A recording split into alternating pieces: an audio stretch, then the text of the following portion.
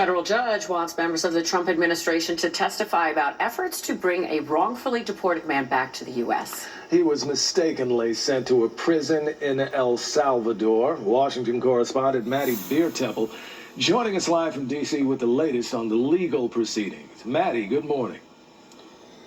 Good morning, Kirsten and Craig. Yeah, a federal judge said that the Trump administration is defying the Supreme Court and, quote, has done nothing to facilitate the return of 29-year-old Kilmar Abrego Garcia. She's now ordering officials from ICE, Homeland Security, and the State Department to give sworn testimony.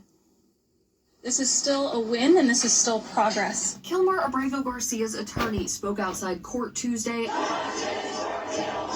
after the judge called for government officials to testify over whether they're complying with the court order. They didn't just say the word facilitate, they said facilitate his release from custody. Earlier this month, the court ordered the Trump administration to facilitate the return of Abrego Garcia, and the Supreme Court agreed. The Maryland man was wrongly deported to an El Salvador prison in mid-March. The Trump administration called it an administrative error, but maintains he was an MS-13 gang member.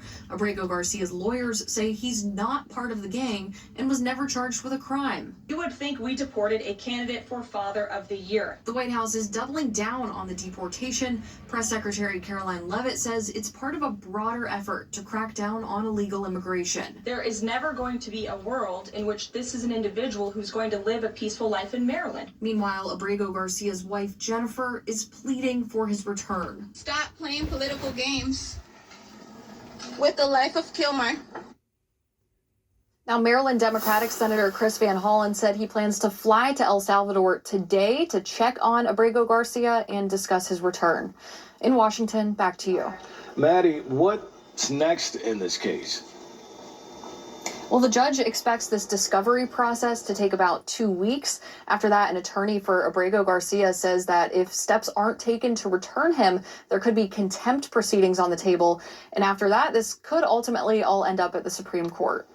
Another 2 weeks in an El Salvador prison for that young man. Maddie Beirtempfel, thanks for continuing to follow the developments on this for us. All right, let's get a check on our traffic and our